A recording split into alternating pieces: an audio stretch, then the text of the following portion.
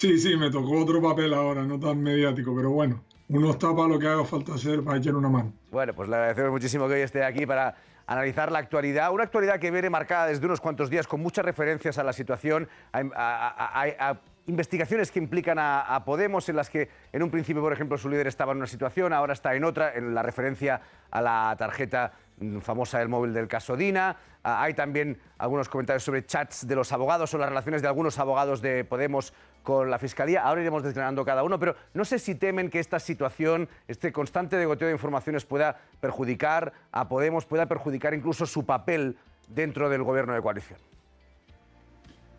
Bueno, es evidente que eso es lo que buscan, ¿no? Esto es parte de las cloacas del Estado que desafortunadamente existen y así quedó acreditado en sede parlamentaria y su principal intención y su motivo de existencia, entre otros muchos, es que Podemos no formara parte del gobierno del país y que tuviéramos el peor resultado electoral posible, ¿no? Esta estructura se formó, pues como ya digo, desafortunadamente con dinero público a los mandos de un ministro del Interior formado por delincuentes realmente que tenían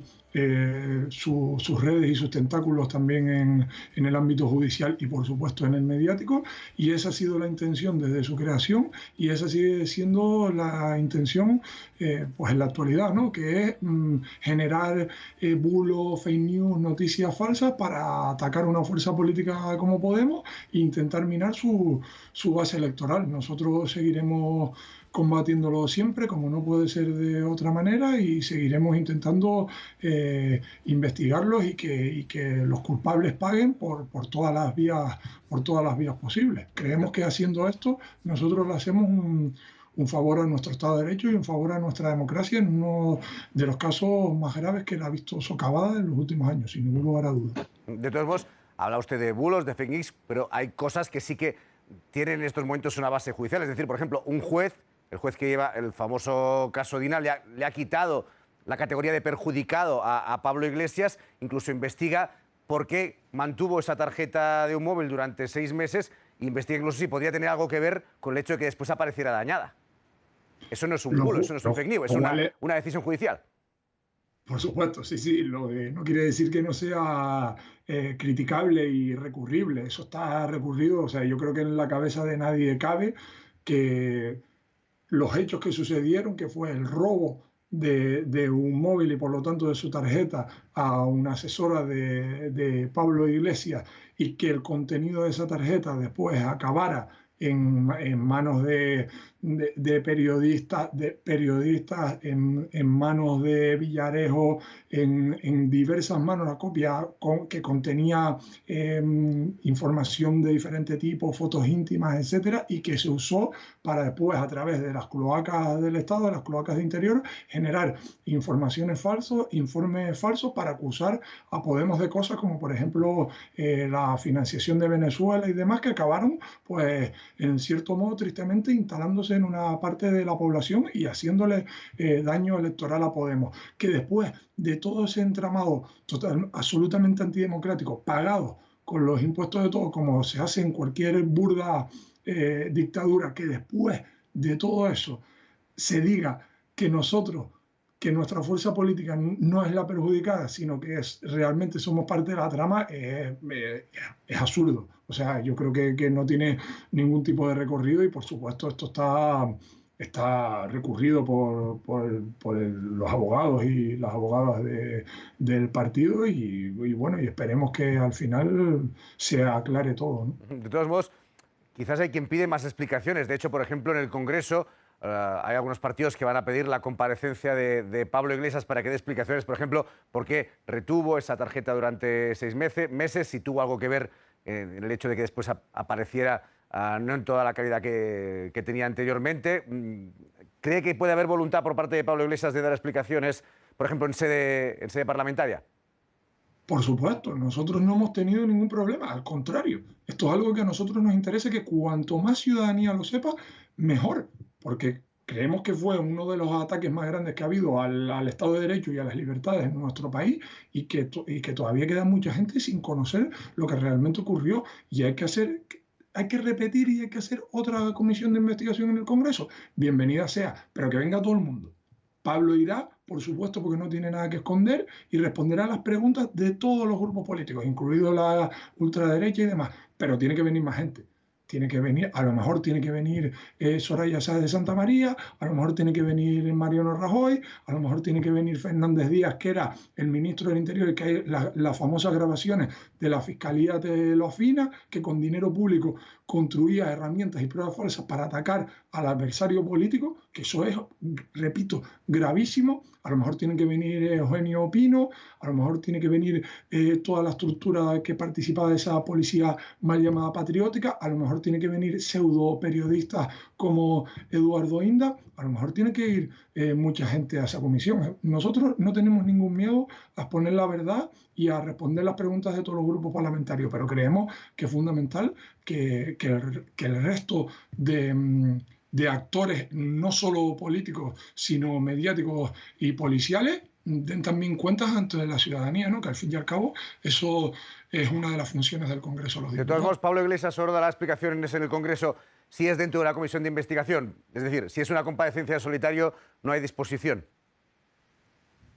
Creemos que lo justo y lo lógico y lo mejor para esclarecer todo lo que pasó es que participen y comparezcan en el Congreso todas las instituciones y todas las personas implicadas en uno de los mayores escándalos democráticos en los últimos 40 años en nuestro país. Y es que un gobierno, el que tenía Mariano Rajoy a la cabeza con Fernández Díaz en el Ministerio del Interior, tenía una estructura paralela pagada con nuestros impuestos, ilegal, por supuesto, para fabricar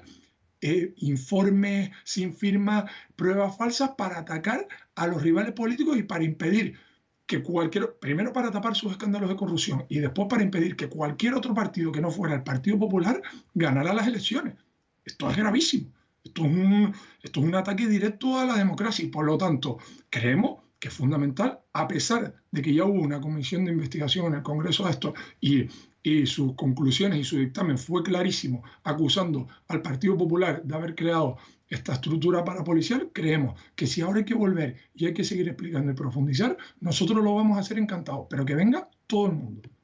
Hay otro asunto que también está estos días comentándose mucho, que es lo que podría ser la relación o el conocimiento que tenían por parte de algunos abogados de Podemos de la información que manejaba la Fiscalía Anticorrupción, por parece ser, lo que se comentaba en algunos chats, y se le acusa a usted directamente de haber reorganizado, por decirlo de alguna manera, esos chats para que no se hiciera pública esa relación. ¿Tenía usted constancia de esa connivencia que presuntamente se apunta en algunos medios entre la Fiscalía y los abogados de Podemos? No, yo no tengo constancia porque hasta donde yo sé esa connivencia no ha existido y además son hechos que ocurren antes de mi llegada, pero es que no ha existido. Eso ya hubo un archivo hasta donde yo manejo información, ya hubo un archivo de esas investigaciones por parte de Fiscalía, ahora se vuelve a abrir y supongo que se volverá a archivar. Pero evidentemente nosotros no reaccionamos así a ese tipo de cosas. Si nosotros hacemos pues reestructuraciones en el partido, responde a las necesidades que tenga el partido organizativa, a las necesidades que tenga de recursos y a que no tengamos gente dentro del partido que ataque a los intereses del espacio político. Evidentemente, como hace cualquier empresa del mundo o como hace cualquier organización de cualquier tipo en el mundo. Pero vamos, nada más allá. Hoy ha habido muchos comentarios alrededor de una expresión que ha utilizado el vicepresidente Iglesias en la rueda de prensa cuando se le ha vuelto posterior al Consejo de Ministros, por lo tanto desde Moncloa, cuando se le ha preguntado una vez más por si mantiene sus críticas a algunos medios de comunicación y a algunos periodistas en concreto. Ha utilizado el concepto de que hay que naturalizar los insultos o expresiones feas que se puedan dar en el momento de la crítica o en algunas redes sociales. ¿Comparte usted este criterio de naturalizar insultos? ¿O es que se ha explicado mal? Hay que naturalizar la crítica sin ningún lugar a dudas y naturalizar los insultos es algo que si nosotros no lo hubiéramos hecho no estaríamos aquí, vamos, nos hubieran tumbado en los primeros días de 2015 cuando entramos en el Congreso de los Diputados. Yo llevo viviendo y sufriendo eso durante ya más de 4 años y yo sé que al ser un personaje público pues estoy expuesto a determinadas cosas, pero al igual que yo como cargo público estoy dispuesto a la crítica y no hay más que pasarse por nuestras redes sociales, en mi caso en concreto, por cualquier publicación que hago para verlo, creo aún así que le hace un gran favor a la democracia en nuestro país y un gran favor a la libertad de expresión en nuestro país que se pueda criticar a diferentes instituciones, como ya hemos hecho, que se pueda criticar al Poder Judicial con respecto a una sentencia, con respecto a una actuación, o que se pueda criticar la comunicación de un periodista. Si, por ejemplo, si hay un periodista que dice o insinúa que las cloacas del Estado no existen, habiendo un dictamen, una conclusión de una comisión de investigación del Congreso de Diputados que así lo dice, y estando el tema judicializado, creo que es legítimo y creo que le hace un favor importante a la libertad de expresión que pueda ser criticado y que pueda haber gente que le diga, oiga, mire, usted está manipulando, esto que está diciendo usted no es información, es una opinión y está mintiendo, porque la realidad es otra bien distinta. Si nosotros viviéramos en un país en el que eso no se puede hacer, pues estaríamos alejándonos de una democracia, repito, que se haga con representantes públicos, pero que también se pueda hacer con medios de comunicación, que se pueda hacer con diferentes poderes y diferentes instituciones del Estado, como por ejemplo la monarquía. Hasta hace muy poquito tiempo en nuestro país, la monarquía era tabú, era imposible. Era impensable que se estuviera hablando de la monarquía como se está hablando ahora mismo porque se hayan embolsado 100 millones de dólares y no hayan pagado ni un euro de impuestos por eso a cambio de un pago de unos favores en Arabia Saudí, presuntamente, ¿no? Por lo que parece indicar. Eso hace unos años era impensable y ahora pues se da por lo menos con un poquito más de normalidad. Creemos que esos son avances democráticos. Ahora iré con el tema del rey emérito, pero antes por cerrar lo otro. Que digo que cuando se entra en el terreno del insulto, de las expresiones feas, de normalizar eso, ¿hasta qué punto, no? Porque se puede entrar en una dinámica muy peligrosa para todos los que les apetezca criticar y acepten ser criticados. Yo creo que la gente no quiere eso. Yo creo que que haya espacio para la crítica, por supuesto. Creo que es la base, una de las bases de la democracia. Ahora bien, que se normalice el insulto, la bronca, la crispación, yo creo que la mayoría de la población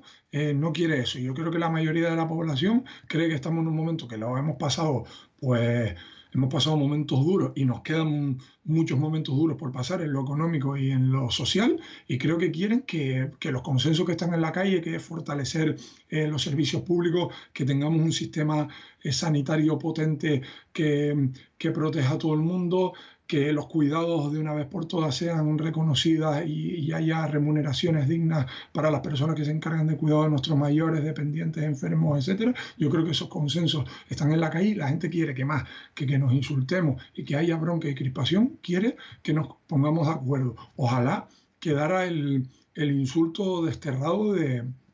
digamos, de la arena política, ¿no? Yo creo que se pueden decir cosas y nosotros somos muy duros a veces, incluso yo en esta misma entrevista he dicho cosas pues muy duras con respecto a determinadas instituciones, pero creo que las he dicho con respeto y sin usar malas palabras y creo que esa parte pedagógica y didáctica de las personas que ocupamos los cargos públicos creo que es fundamental y yo diría que es casi un deber. Bueno, hablaba usted del rey Juan Carlos I, del rey emérito. Vamos conociendo nuevas informaciones. Hemos conocido, por ejemplo, en los últimos días las declaraciones de dos de sus abogados, de quienes presuntamente gestionaban esos millones que estaban en Suiza, que declararon ante la Fiscalía Suiza, contando muchos detalles de cómo se organizó ese ingreso en Suiza. ¿Van a insistir en pedir otra vez la comisión de investigación en el Congreso o ya sean por vencidos?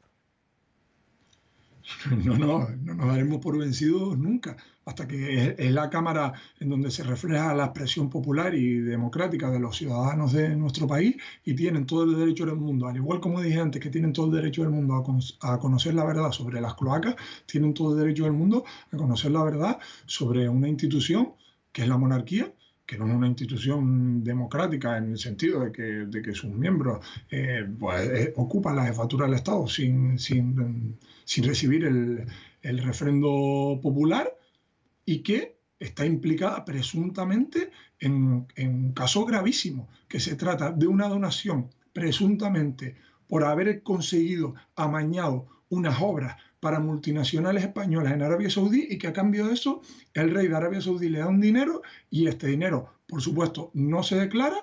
no tiene constancia la Hacienda española, se lleva a Suiza, se mete en una cuenta y después en 2012 pasa a manos de otra persona en otro paraíso fiscal en las Bahamas. Estamos hablando de 100 millones de dólares entre el año 2008 y 2012, cuando en nuestro país había millones de personas pasando las canutas, cuando se estaban recortando servicios públicos, se estaba desahuciando, un montón de gente estaba siendo despedida y estaba yendo al paro. Vamos, en definitiva, que había mucha gente pasándolo mal, y nuestra máxima representación institucional, la jefatura del Estado, la monarquía en su conjunto, porque en el documento figura que los beneficiarios serían el actual rey Felipe VI y el resto de la familia, toda la institución monárquica estaba beneficiada de un asunto muy, muy turbio. Por lo tanto, esto creo que tiene toda la entidad del mundo para ser debatido y para ser investigado en el Congreso de los Diputados. O sea, que lo van a volver a pedir más o menos de forma investigado. inmediata. ¿Perdón? Que lo van a volver a pedir más o menos de forma inmediata. Sí, nosotros seguimos insistiendo hasta que consigamos pues, la mayoría de votos suficientes, hasta que el escándalo sea tan grande que el resto de fuerzas políticas, yo entiendo que las fuerzas monárquicas deberían ser las primeras interesadas en que se esclarezcan todos estos hechos, porque si ellos defienden a capa y espada la monarquía, entiendo yo que defenderán la limpieza de la institución monárquica, no una institución con graves sospechas de corrupción. Creo que ellos deben ser los principales pues, impulsores de una medida así. Creo que es cuestión de tiempo que esta comisión de investigación se abra, ¿no? Como ya he dicho a lo largo de toda la entrevista, otra de las bases de la democracia es que todos y todas seamos iguales ante la ley, ¿no? Que no haya personas que por el puesto que ocupan sean inviolables. Una última cosa, pactos de futuro. ¿Qué tal se sentirá Podemos si desde el Gobierno se intenta cerrar un acuerdo, por ejemplo, presupuestario con Ciudadanos? Hasta el momento hemos escuchado opiniones de todo tipo, algunas veces pues más de agradecimiento, hemos escuchado también posiciones duras por parte de Pablo Iglesias estos días respecto a Ciudadanos. ¿Cómo asumirían una negociación en los próximos meses con Ciudadanos para aprobar unos presupuestos? Habría que preguntarle más bien cómo se sentirían ellos apoyando unos presupuestos pactados con Unidas Podemos, el Partido Socialista y el resto de fuerzas progresistas del arco parlamentario. Si tenemos unos presupuestos que van a revertir los recortes en sanidad, que va a invertir en investigación y en desarrollo, que va a financiar la dependencia, que va a financiar becas, a rebajar las matrículas, a controlar los precios del alquiler y los precios de la vivienda en el país, que va a favorecer la protección por desempleo y que va a avanzar hacia medidas laborales